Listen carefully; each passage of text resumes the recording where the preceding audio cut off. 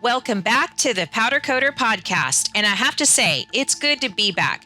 After my co-host husband, Ross, got into a serious motorcycle accident in May, we decided to take a break from production over the summer to focus on getting him healed and back to work. He's improved a lot and found some new perspectives along the way. Also, I would like to announce that this is our 50th podcast interview. We are so grateful for your continued listenership and support of the show. Now, on to the show. Remember when you first started dreaming of your very own powder coater shop with all your ideal equipment? You know, before you started putting pen to paper and adding up all those costs, chances are you landed on this next guest's website and went to bed dreaming of your perfect blast setup. Today, Brandon Acker, president of Titan Abrasive, is here to talk about blasting, specifically reclaim systems. Perhaps your dreams could be in reach. In this topic not discussed before, I am excited to get into it.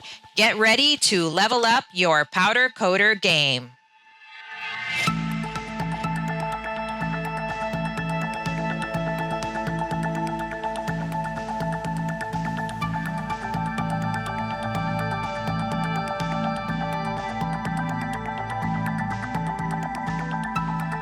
Welcome to Ross Coates Powder Coater Podcast. I'm your host, Kim Scott, where we interview influencers and talk about trending topics so you can grow your powder coating biz.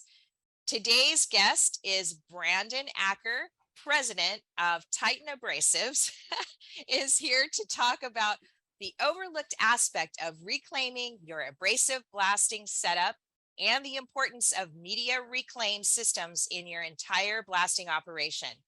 Brandon, can you hear me? Yeah, Welcome to the show. Thank you. How's everything in Hawaii? It looks like you could be in Hawaii right now. I love it. Thanks for the genuine welcome of aloha. So you've been to Maui, right? I have been to Maui before. Yes, a couple of times. Yep, wonderful place. Yes. Yeah. Well, right relaxing. now, where are you based out of? Where's Titan based out of? Where's your offices right now? We're in Pennsylvania. We're in a town called Warminster, just outside of Philadelphia. Oh, awesome. Yep. And a little different than Maui. Yes, we were talking about the weather just a few minutes ago. So I'm going to share my screen because we're going to talk about a lot of things today, but I want to start with the history of Titan Abrasives. But before we do that, I want to share something with you. It's Ross's story. So back in the day when Ross was dreaming about having a powder coating company and what equipment and how it was going to look and how he was going to work and stuff like that. One of the first websites he ever went to was yours.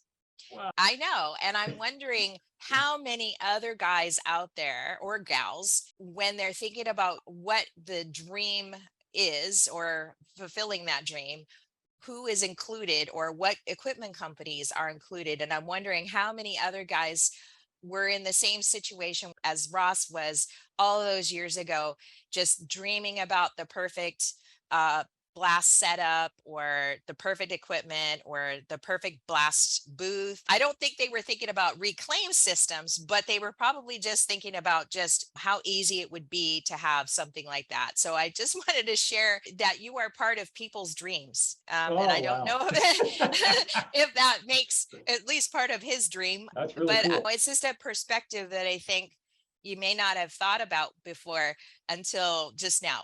No, I have not. So let me share my screen here. There we go. And now I can see that beautiful website. You guys have a great website. I love this. So easy to read. And over here on the about, you have a company history. And I just love it. Humble beginnings. We all seem to start there all the time. And just look how tiny that little place is.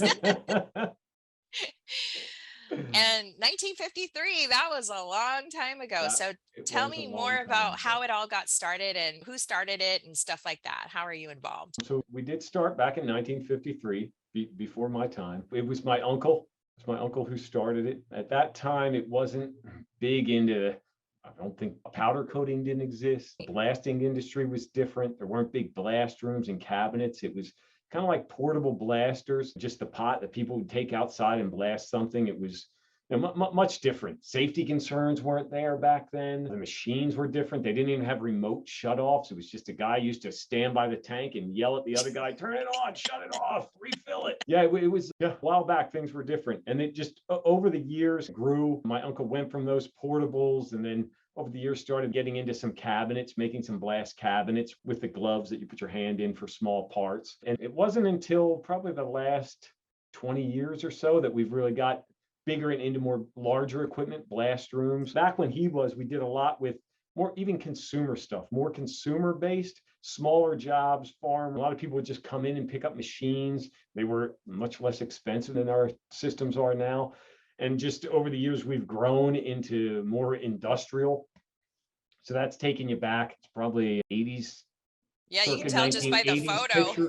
Uh-huh. You Yeah, can even see the helmets in there. it's They were all really faded. old. Almost looked like you should be on the bottom of the ocean in one of those helmets. A real Yeah. picture, not Yep. like something you held in your hand, not your digital picture. Yeah. Yes, that was not taken with someone's smartphone.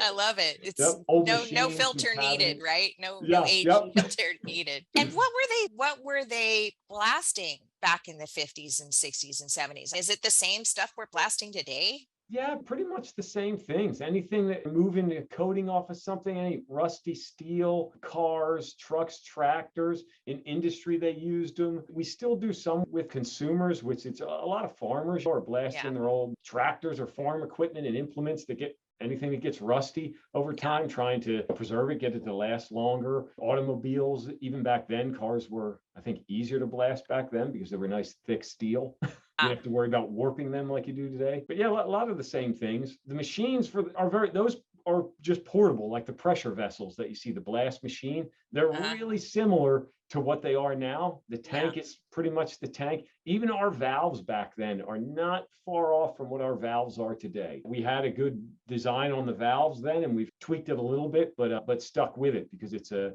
kind of a bulletproof valve. It Yeah. served us well over the years. So if it's not broke, don't fix it kind of thing. Right. Just kept going. And that was probably our second building back then that we were in front of there, which wasn't too far from here. We had moved at one point into central Pennsylvania, into a larger facility over the years. And until 2013, I ended up purchasing the company from my uncle and moving it back down to where we are now. Where's the part about you had a page about, I can't find it now, like company history. I think that's where we're at, but don't you have a part where it's like people? Oh, here's your sophisticated stuff here. Yep. So big difference Yeah. from back where we were in a shed. We did not have any lasers in that shed. Yeah. Yeah. That's pretty cool. And I wouldn't have thought it either 20 years ago that where we be today, and just the advancement of not just us, but manufacturing in general, to where we went from old school making things to now we're doing things in 3D models. Where we Yeah. have machines that are designed in SolidWorks that are a 3D model. You pretty much see what it's going to look like before it even exists, which is just, it's amazing. That is And amazing. now having the quality of the equipment, you're now making things on lasers and structural lasers that can cut tube, and it's just really made it's taken us to another level. The equipment and the programs and the 3D, it's allowed us to make a much better quality product, and the precision's there. It cuts, the welding, everything is much cleaner. Our stuff is all powder coated now, which we used to wet paint things when they were red. Now when they transitioned to silver, we changed our color on our equipment, and now it's all powder coat, silver and black powder coating, which we love. Very durable, goes Yeah. good with blasting. The only Right. people who don't like it are people trying to remove that powder coating. The blasting plays a role, and we get it like, the powder coat takes forever to get it off. But yep, that's the point of it. Yeah, and obviously you said you took it over from your uncle, but your wife's involved too, is she not? You're a family-run business. It's a family-run business. Yes, my wife's involved. My wife is a native of Costa Rica, so Spanish is her first language, and she handles all of our Latin American sales. We do quite a bit in Mexico and trying to spread further and further. She's helped with that into Latin America. That's awesome. So that's a big role. I know all of our Spanish-speaking customers really enjoy being able to speak to someone in their native language, especially with it. Equipment's very tricky than just You can't even Google Translate that because it doesn't, what people call things and the terminology is completely different. So it's very, she plays a big role in being able to, get that our message across to our Spanish customers. Yeah, that's great. So let's talk about some of the finer points to reclaiming, because we've on the podcast here, we've had some crossover topics here. Like the first one I had was on the different types of media and why you want to use them versus another show we did was on CFM and having the enough power and circulation in Mhm. your blast booth, and how like the formula behind making sure that it's safe for you while you're in there. I think another crossover show we did was with GMA Garnet, where they were talking about OSHA regulations, Mhm. specifically the new beryllium laws or rules that came into Mhm. effect. And that was episode 36 with them.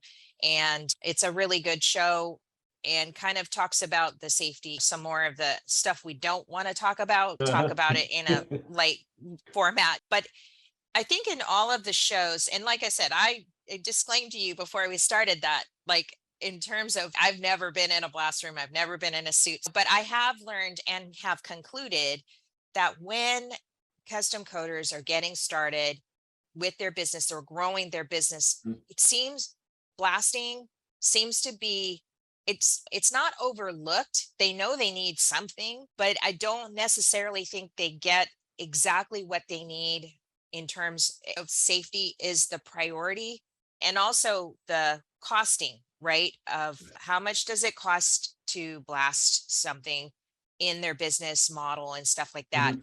And then you brought up the topic of reclaiming, which I hadn't even thought of. So I'm really excited today to talk about this because it's not a subject that we've talked about yet, but I have concluded that most custom coders don't have the level of capabilities that they need when they're constantly growing all the time. It's like Mhm. they need something bigger, better, whatever. I know that's been the struggle for us. So Yeah. let's talk about that. And I think one of the first things we could talk about is what is media reclaim system? What is it? And in the blasting operation, just in general, what's the basics here? Okay.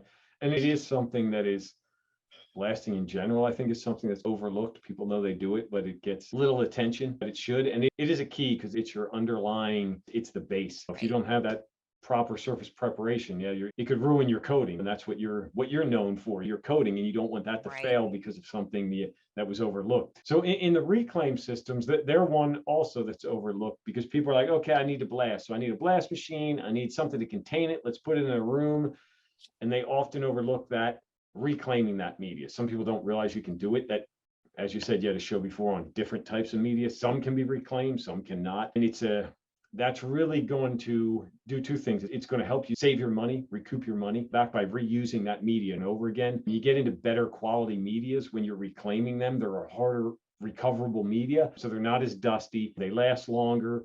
When you clean them, you're now using, it's almost like using new media all the time because it's constantly cleaning that media. So it does a better job when you're profiling, when you're blasting the steel. It's going to do a much better job than trying to use that product again. If it's dusty or dirty, now you're in a real bad situation where, like, we've had plenty of customers that, oh, I reclaim it, meaning they sweep it up, shovel it, and put it back in the blaster.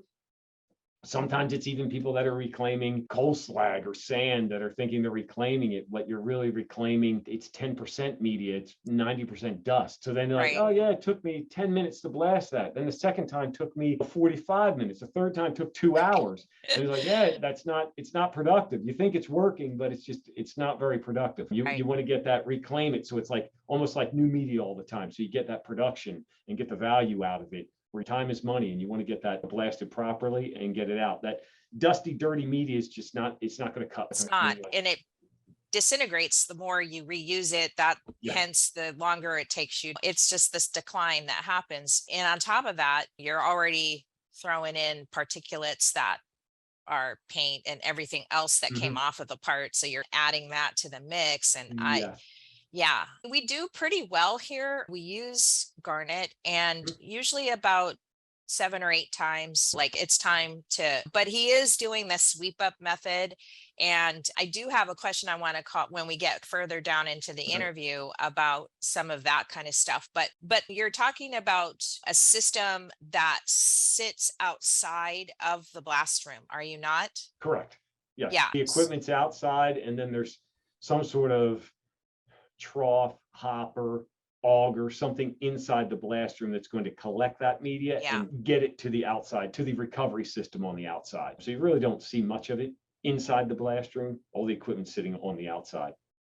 Yeah. And it can get really dusty in general. You have to have this blast room that's just like practically a hyperbaric chamber in a sense, nothing leaking out and stuff, which is hard. You have to construct it right and stuff like that. What are the different kinds of systems that you offer in terms of, like, when I've seen, I went over to the main island, which is Oahu, and Mhm. when I was looking at a reclaim system back way long time ago, it was a used system. I don't know what brand, who knows, but he was just showing me this one and it was really expensive and it was really old and clunky looking. It was huge. And I'm like, how am I going to fit this in my shop? I guess are there different sizes based on the size of your blast room? How do you figure that out? There are different sizes. You have two main systems that you'd break it into: a pneumatic or vacuum recovery system and your mechanical recovery system. Your vacuums tend to work best with lighter medias, glass bead, plastic, finer aluminum oxides that you can recover in there.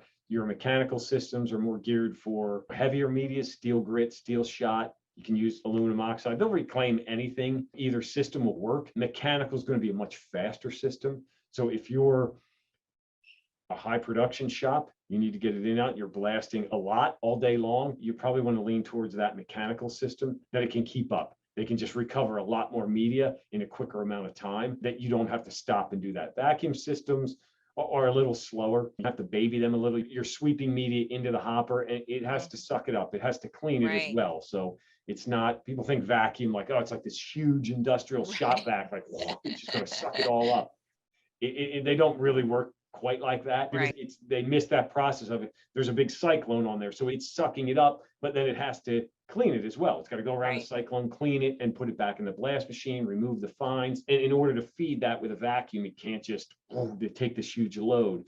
So our troughs and hoppers are all designed to slowly feed that. It's more kind of like an hourglass where that sand just like slowly feeds into that airstream so it can Yeah. recover, Okay. which works great if you're not real high production. Some people you're just blasting in a couple hours a day or just a couple days a week. A vacuum system will serve you fine. It's a little less expensive as well. Fairly easy to maintain. Coarser media is aluminum oxide, something harsh. You probably want to look at like rubber lining it just to prolong the lifespan of it. Mechanical systems too, not real maintenance intense, but if you're going to be blasting every day, we obviously have a full range. People that blast a couple hours, a couple times a week, to companies that are blasting 2 shifts, 6 days a week. So they almost don't stop the Right. machines. So It's a you lot need of to factor in what's going to fit into your shop, your budget, right. and meet your needs. And you don't want to go shoot for the moon and get some ridiculous system you don't need. And you don't want to cut yourself short either. Put Yeah. money in that can't keep up, because some things can be upgraded, some can't. You don't want to Right. waste that money on a system that's not really going to get you what you were looking for. And are the vacuum systems, they come either you can get a blast cabinet that's a vacuum blast cabinet, but you can also get a vacuum in the booth In the itself. big room. Okay. And they're the same. It's really size. Like a blast cabinet and a blast room are the same thing. They're just different sizes. Obviously, the Yeah. cabinet, you have the advantage of you're standing on the outside of it, putting your hands Right. in gloves, so you don't have to suit up. You don't have to go in there. It's cleaner environment because you're on the outside, but you're just doing smaller parts in there. Yeah. But it's the same, your cabinets, your enclosure containing the mess, and then you have your reclaim system and blast equipment, which is vacuum. It's sucking that media out of the bottom of the cabinet into the cyclone, cleaning it, putting it back in the blaster. So you just continual loop, you can just keep Yeah. blasting.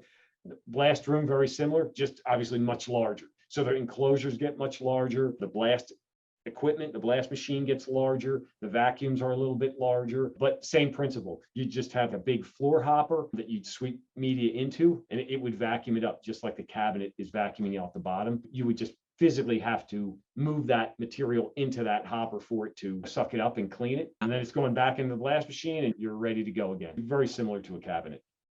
Yeah, and right now we have a 300-pound pot that we've been using for years, and you can only blast for what, 20 minutes or so, or I think it's something like that, and then you have to scoop it all up. And it's always been Ross's wish to have a 600-pound pot, which, it's expensive. Not that we can't afford it, but just he's realizing now with the 600-pound pot, the 600-pound pots are higher, or the Mhm. height of them are a Yep. little, whereas right now it's just right at his thigh, and he can Yep. just doot and pour it Mhm. in. And then, but with the 600 one, it's like Now, at chest height. And so I have to lift this huge 5-pound, 5-gallon bucket into, right.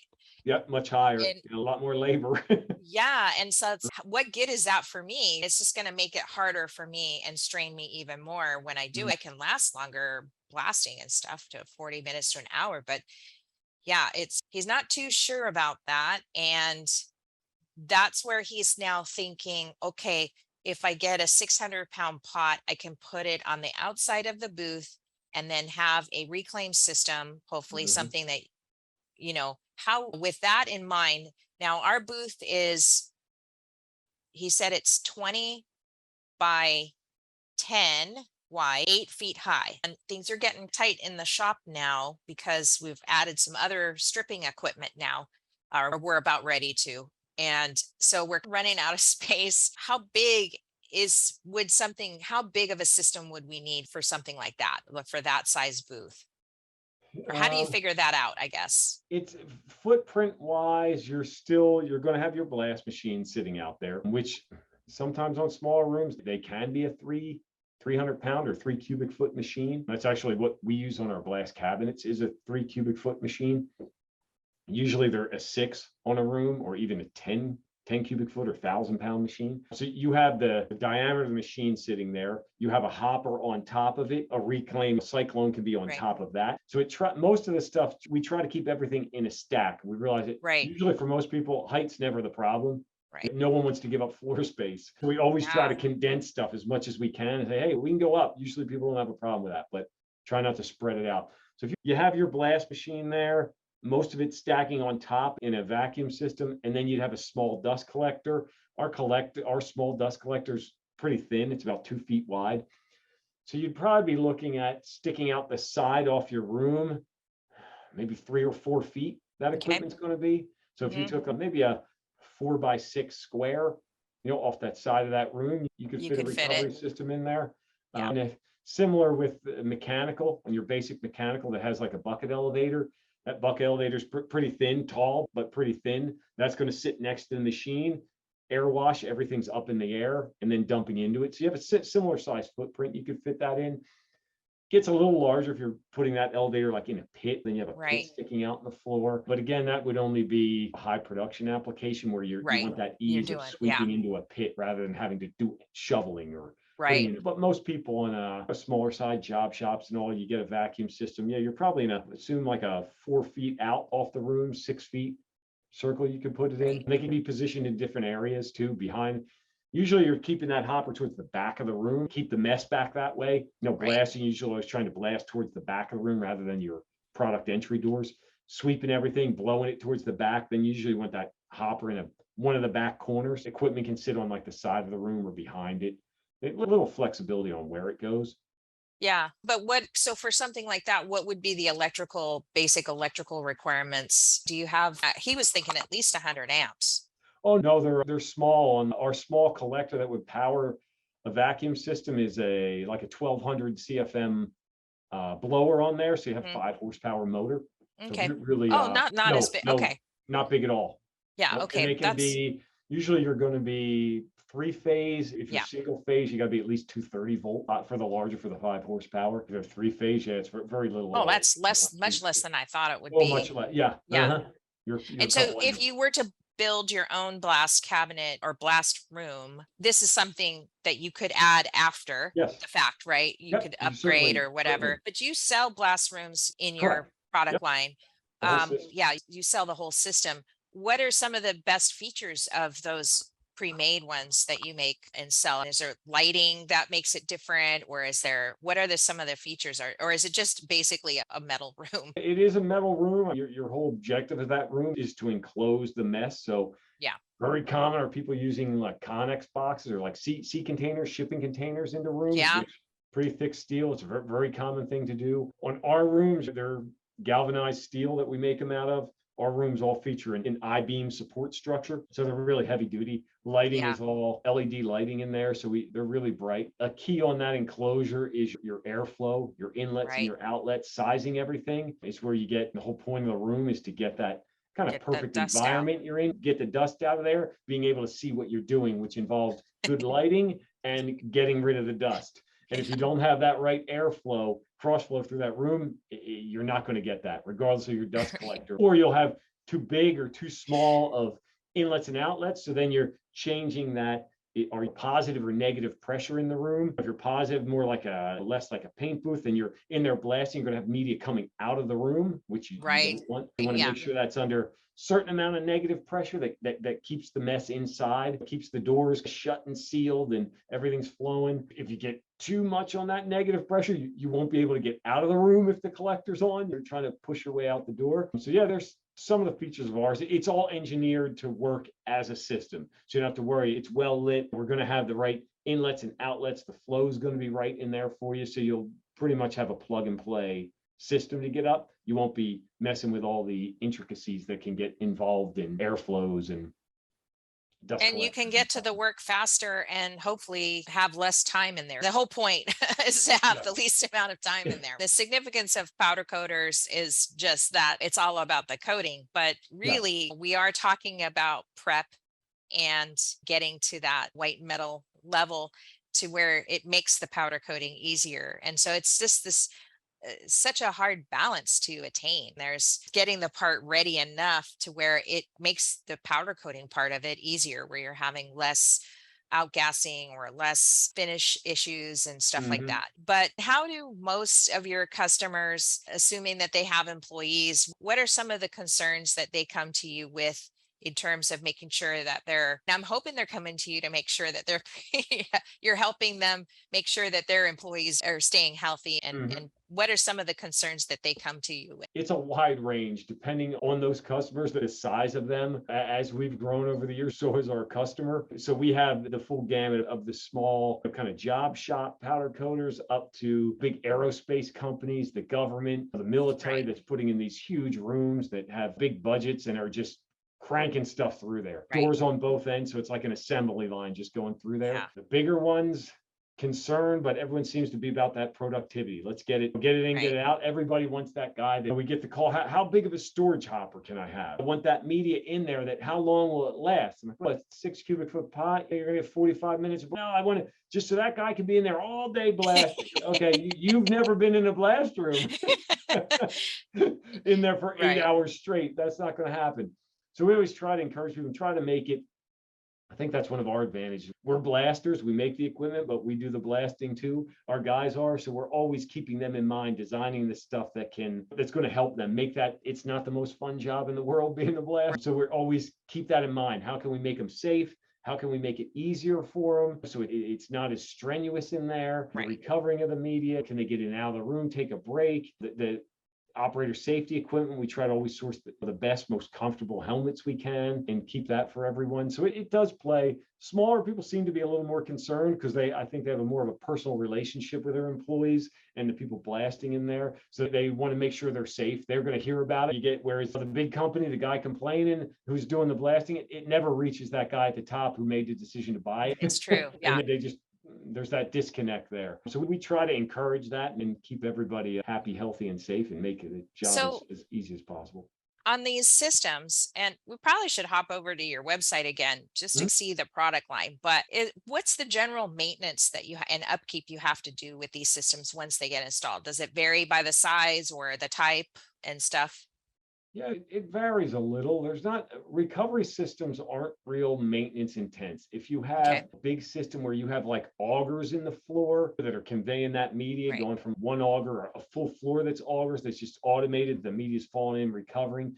Right. They get a little more maintenance because you have more moving parts. You have big Right. augers, hanger bearings in there that have to be maintained. The basic system of bucket elevators, they're pretty bulletproof. Okay.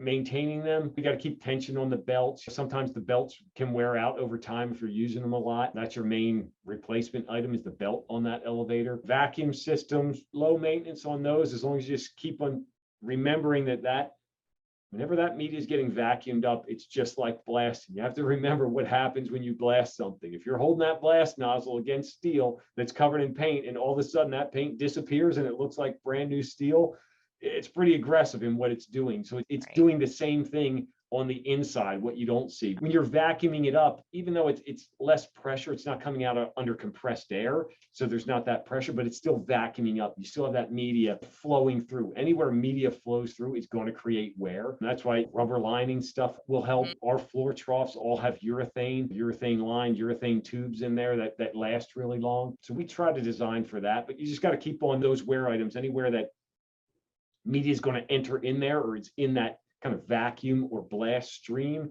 is where your wear is going to happen. The systems themselves, though, are fairly low maintenance. You're probably going to have more maintenance on the actual blaster itself. The valves where that media is going through, your hoses, your nozzles, will wear more than the reclaim systems. When they have dust collection on them, the vacuum, you have your dust collector maintenance, pretty much just changing out filters. Our systems are all reverse pulse. All our collectors, our large ones on our room, our small ones on our reclaim systems, all have cartridges. The small reclaimer is just 2 cartridge collector. It has a pulse system, reverse pulse system on it. So it's cleaning them. You're pretty much just changing the filters, depending on how long you use it, how often you use it. 6 months, a year, change the filters. Pretty simple. 10 minutes maybe to swap them out. So Let's head over to not your that bad. site, because right now I'm on this is what we're talking about, Yep. the medium reclaim systems. Yep. And this is awesome. This one here, I'm not sure which one. This is what Ross wanted me to ask That's the bucket you. elevator. Yeah.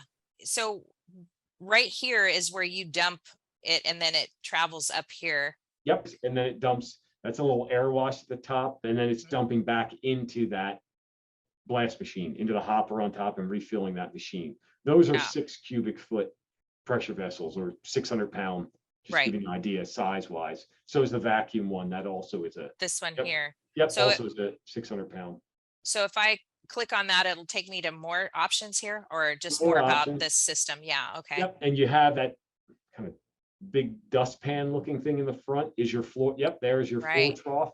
You can see there's a tube inside of that you're sweeping into, and Yeah. then it comes out that side into an And then it elbow. goes All up. that's yellow, all urethane. It doesn't wear very often. Right. Doesn't clog Doesn't and clog. stuff. Yeah. We drill the holes in those urethane tubes to certain sizes and quantities depending on the media you're using, so that it keeps that. Even if you tend to dump it on there, it tends to just. We always try to slow that down, put the holes in so you can't overload it. Yeah. You don't have to sweep some stuff on there. The worst thing people do is put it on there and leave, or put it on there and either shut it off, or they pile it on there and then go turn it on. Okay. Then it's feeding in there. It's already clogging it up. And then Yeah. you're trying to turn it on. No, it's not working. Yeah, because now it's all clogged. Now you have to Yeah. take it all out, and you want it up and running and have to gradually feed it. Yeah.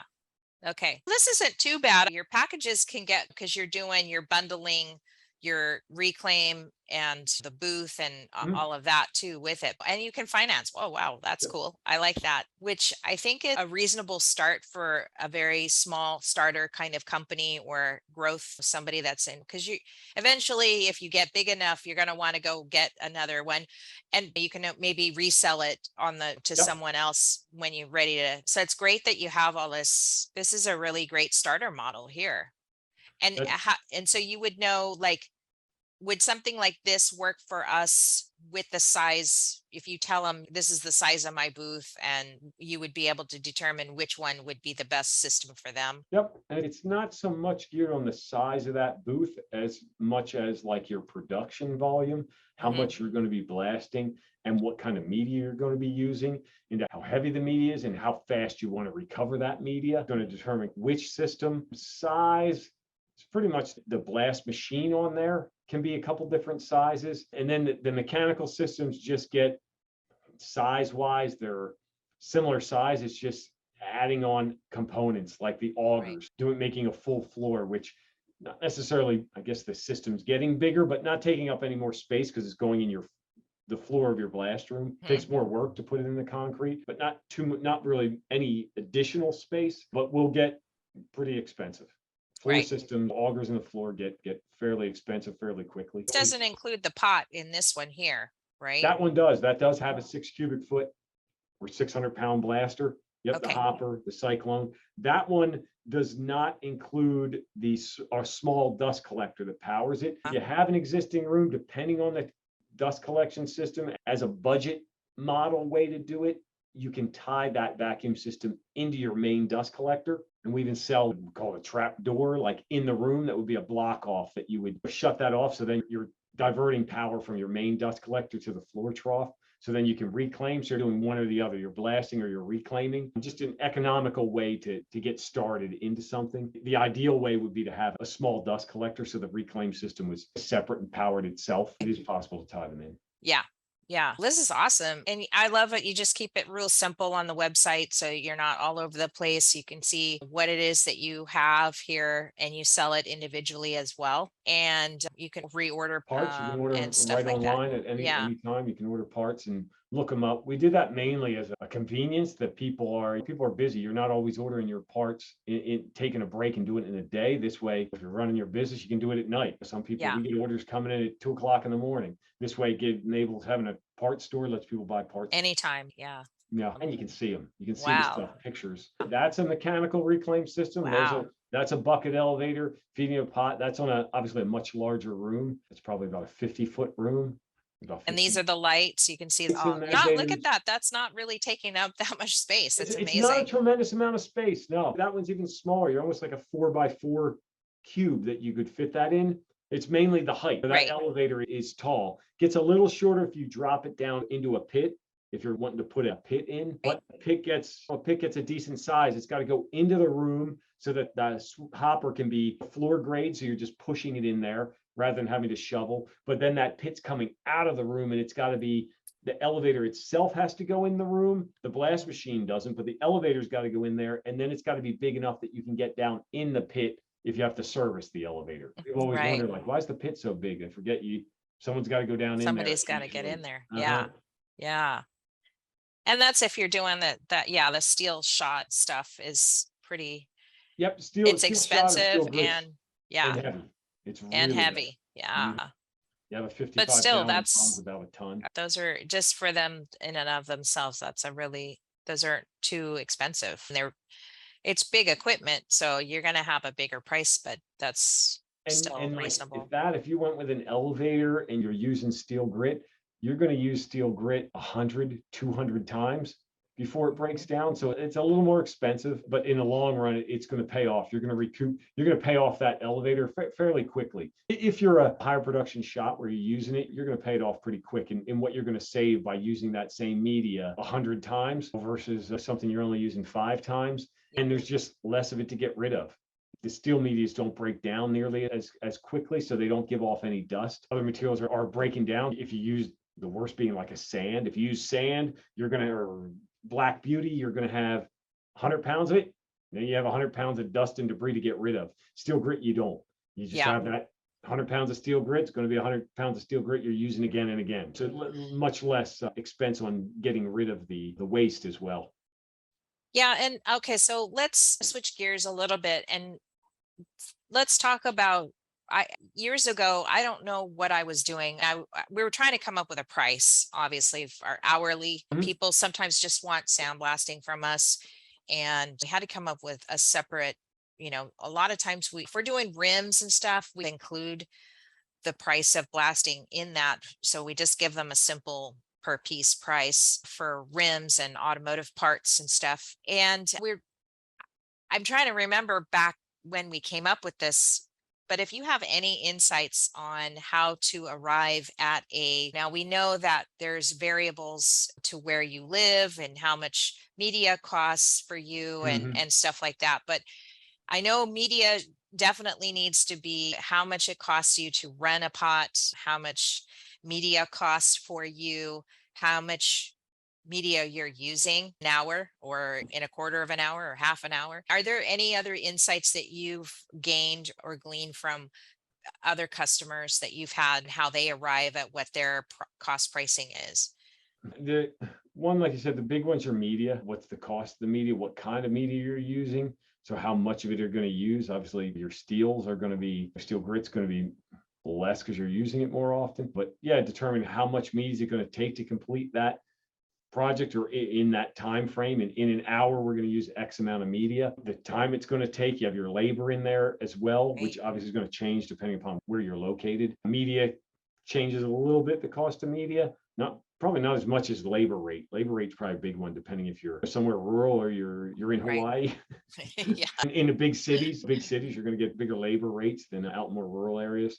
Yeah. And then you want to think about your cost of maintaining that equipment. It is, oh, it only took an hour, but all those hours at some point are going to add up. And at some point, Yeah. you're going to have to replace the filters in your dust collector. You're going to have to Right. service your valves on your blast machine. And the hardest thing is starting out when you're new, because Right. you don't have that. You don't have all that data that you've gotten over the years of, okay, in a year, I know I've replaced the filters in the dust collector. I rebuild the valves 3 times. So you can add up all those expenses and say, all right, hourly, this is what I'm going to have to make to cover all those expenses for the year. So starting out, there's a little bit of a learning curve, and you're probably going to be on the lower side because you're trying to get the work. Underbidding jobs, and then things take longer than you thought it was going Yep. to take. And yeah, and right. Yeah. Or The starting out's the redos toughest. on powder coating too. You have to, something isn't quite perfect or whatever, and you have to strip it and do it all over again. Uh-huh. Yep.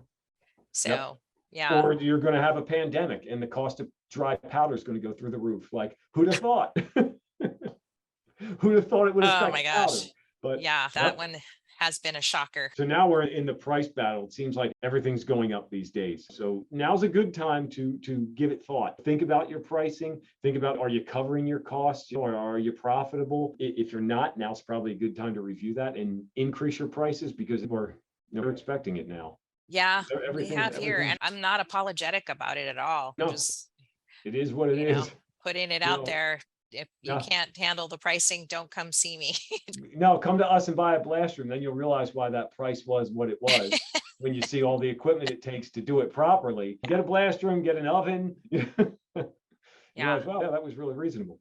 We just decided, in lieu of blasting, which is always needing more upgrades and stuff like that, or greater capabilities, we decided to invest in stripping capabilities, increasing our stripping capabilities more first, then coming back to Ross's dream of having a full on dust collection system. So that's been really informative for us to know more about that, because he didn't think that you could get something that was added on after you've built your blast room, because most of the ones we've seen, it's the guy owns the building and he's digging a trench and having it all. Yeah, And the mechanical reclaim that's in the floor, done concrete work. So you're like, oh, that's going to be yeah, hard. Like, you already have your room sitting there. Although it can be done, it's much trickier cutting right, concrete, going under your room walls and doing yeah, it with it in place. But they don't all have to be like that. Vacuum right, systems, majority of them are above ground. So you're yeah, just setting them there. Maybe you that's poke a good. little hole through your room to get the hose through. Not a big deal. You have your trough in there. Even an elevator, if you keep it above ground, that elevator you saw in the picture, it's just lagged to the floor, to the concrete. So there's not much. You're cutting a little hole for that hopper that's inside to feed the elevator, the hole Yeah. in the room. So it's not a big deal to add them after the fact. Yeah, and that's awesome. We've looked at getting a bigger compressor. We've looked at Mm. some of the other components to it and stuff, but I think that would definitely be one of the first things that we'd like to improve on the booth. And it's not too bad in there. We're not in there 24/7, but Mm. again, the whole point of spending the money on a blast system or having the perfect blast setup capabilities for your business is to, I think the lesson that I've learned now that we've already had it established is, it wasn't enough to begin with. It should have been bigger than the capabilities, so you can Mm. grow into it, I guess. And it seems I don't can't afford that, but really that's the attitude that you should take, is you want something you can grow into, or rather than be underutilized. Yep. And that it just doesn't seem, I don't think it could be a message that could be a bigger shout out in that sense. Yep. It's kind of like we Um, tell people on blast rooms, what's your biggest part you're going to put in there? Are you going to any plan to expand? You think you'll have larger stuff coming in there? The last thing you want to do is buy a blast room that just fits what you're doing and pigeonhole yourself into, okay, now we can only blast that. Oh, someone came in here with a trailer frame. Oh, it won't fit. Now we can't get that work. So we rarely ever have anyone come to us that says, man, my room's too big. Blast room's too big. I wish I could shrink it. If you have the space for it and the budget, yeah, you'll find a way to fill it. yeah, Yeah, it's kind of like having exactly. a shop. No one ever complains their shop's too big either. I have too Oh, much space, too much floor space. I know people share pictures on the internet about or in the groups or whatever on how big their buildings are, and I dream. I wish I could have that kind of a size. I think it's a chronic problem specifically in Hawaii because we are working with a 1% vacancy rate. Ooh, There's not wow. enough industrial space Yeah. here, and we're definitely in need of more options and stuff. But we keep praying the guy next door is going to croak or Yep. or the other guy's gonna go bankrupt or like that's Yeah. sorry, I'm showing a side of myself I don't like to, but whatever. But Yeah. that's a dream setup is to have this kind of dirty side of the business on Mhm. one building and then the powder coating side. Yep. And the queen And side. that would just be the dream for us. Yeah. And we keep I think that's we're feeling out like what are the blast capabilities here in Hawaii? There's not a lot of mobile blasting people, and the one guy is just busy all the time. And I keep like encouraging Ross to think that being able to have bigger blasting capabilities to explore that side of the business. But it's hard. You have to get that business in order to scale it first. And I'm Yeah. wondering, I'm off.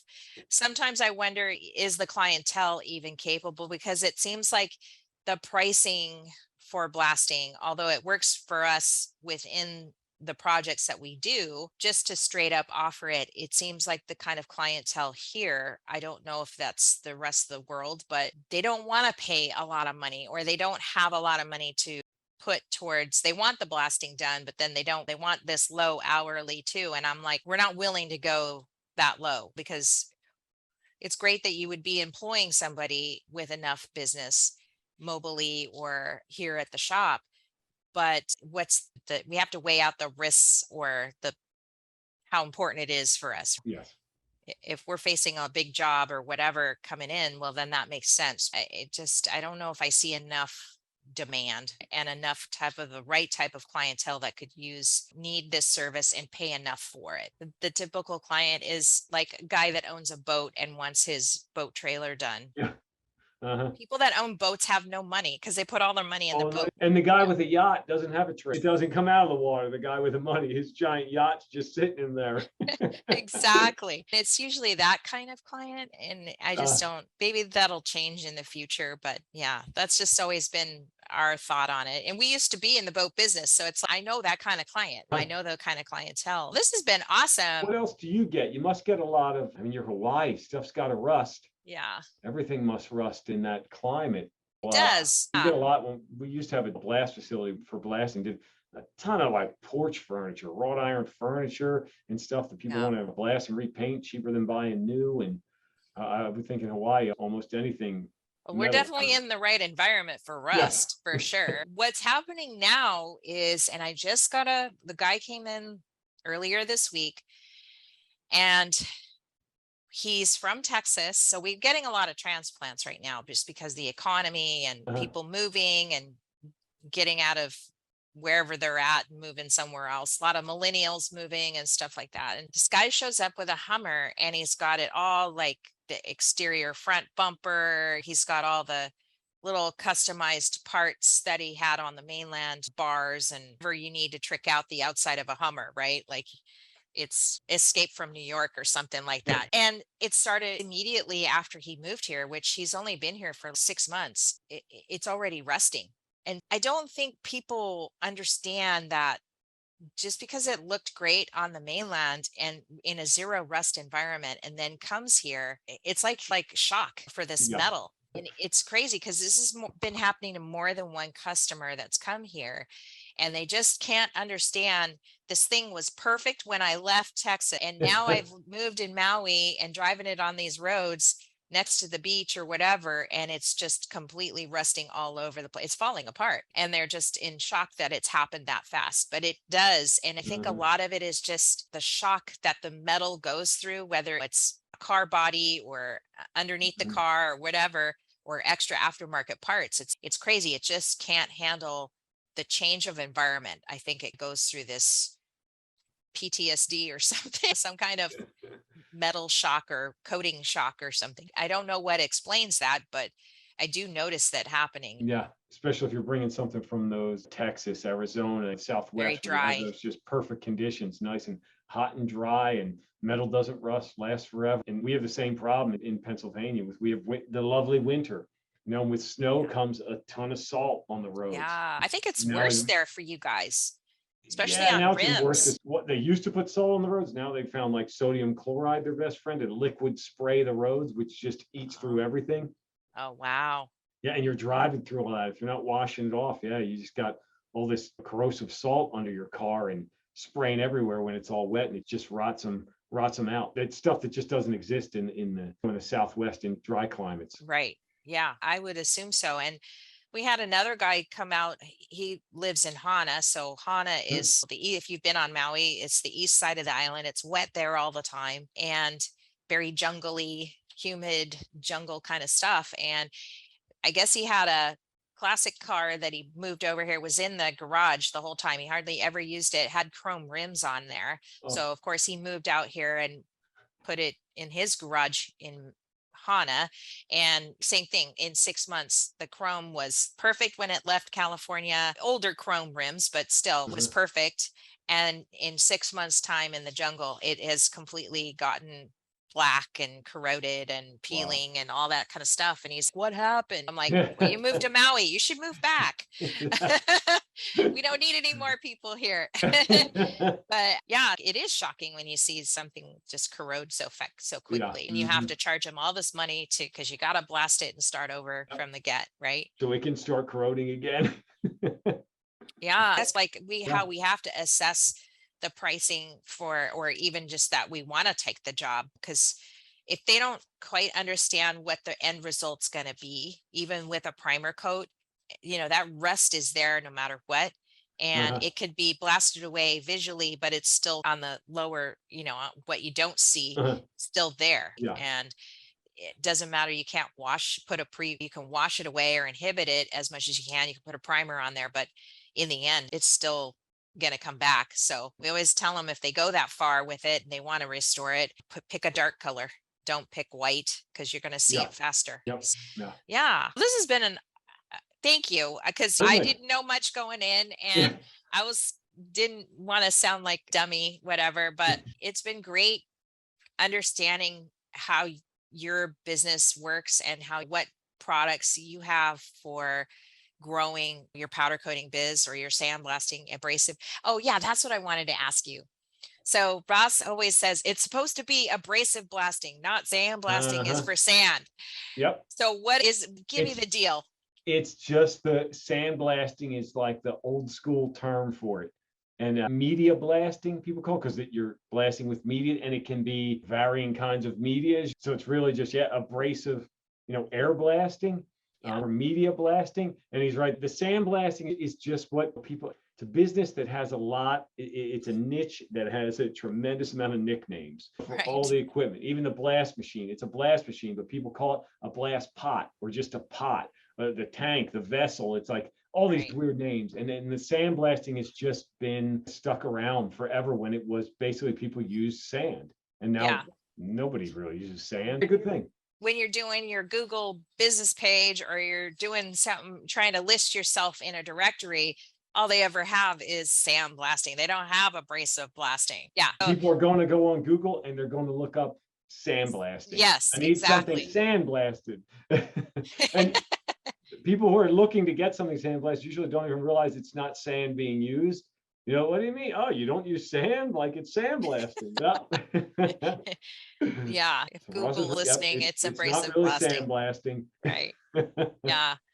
Yeah, I kept telling them the frustration that I'd have in terms of like domain, like what you want to be listed as in your website and everything like that. We kept battling back and forth about what to say we do. Yeah. But yeah, pretty much I've changed it to sandblasting, but our Yep. logo still says abrasive blasting on it. But Yeah. We battle the same thing.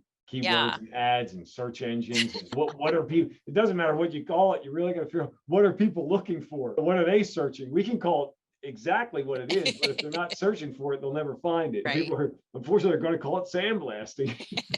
I need a sandblaster. Do you need the machine, a blaster, yeah. or do you need the person that sandblasts something? That's another good one. Yep. So do you guys do social media at all, or is it just the website? Tell me where to find it's titanabrasives.com. Yep, we're Titan Abrasive. We're just abrasive, no S. Okay. Everyone confuses that, abrasives, because abrasives are like the media, but we're just the guys who make the equipment. So we're just, titanabrasive.com.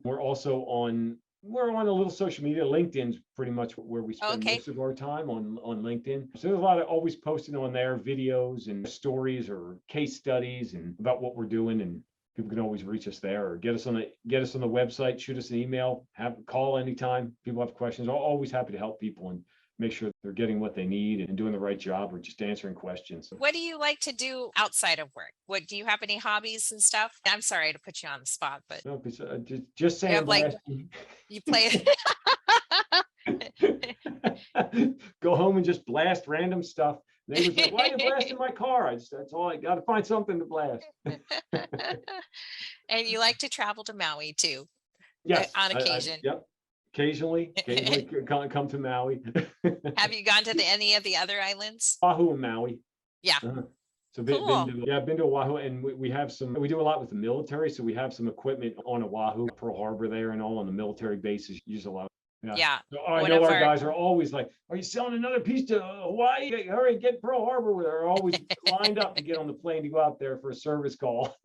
Yeah, I actually had a good friend of ours, Ian Calietto from Calietto and Sons. I don't know if they're your client or not, but they do a lot of work at Pearl Harbor, ship repair, shipbuilding, welding, and stuff like that. I had him on the show because he is trying to actually turn that whole area into actual shipbuilding and not just ship repair. He wants to change and have Hawaii become the heart of shipbuilding, or at least another area, not just the East Coast, West Coast. And I swear to God, he's so determined. I think he's going to do it, because it would mean so much to getting more people employed in the state. But not only that, but what's amazing is he wants to connect the history of Hawaiians and their navigation here. I mean, they were excellent navigators throughout the Pacific, not just finding their way to Hawaii in the early 1200s, 1100s, but to actually bring home the whole message that Polynesia were excellent navigators of the sea, and how that relates to them building ships here in Hawaii, which I think is it makes everything sound so pretty and nice, but but to be able to match that with so I hope he'll get there. I think he did. I hope so too. That'd be good for the Hawaiians too. Brings it full circle. Yeah, it does. Navigation, you spent your time on the water, and it's easy nowadays with a GPS, but I can't imagine paddling a boat out. Let's face it, Hawaii, you're just a speck in the middle of the ocean. I can't imagine heading off to another island that might take you weeks, a month to get there. Like, whew, that's pretty wild. Exactly. Yeah. So cool. Yeah, anyways, so that I hope he does get there. I think he was episode 42 or 43, somewhere in there. I think if you ever want to listen to that show, for sure. We talk about a lot of other things like government contracts on that show, but he has this big goal. And we were just talking about how he's getting to that. And every time I see him he's meeting with some senator or going to Washington, D.C. and stuff. So I hope he's getting there. Yeah. He's working it good. Yeah, he is. Anyways, it's been great talking to you today. Brandon Acker, president of Titan Abrasive. And we look forward to, hopefully he'll come on. Let's keep talking about sandblasting. Yeah. And I'm sure there's lots of more topics we could talk about and continue on this conversation. So thanks for joining us today. Oh, you're welcome. Thanks for having me on. I really appreciate it. Yeah. Happy to come back anytime and talk about blasting. All right. Aloha.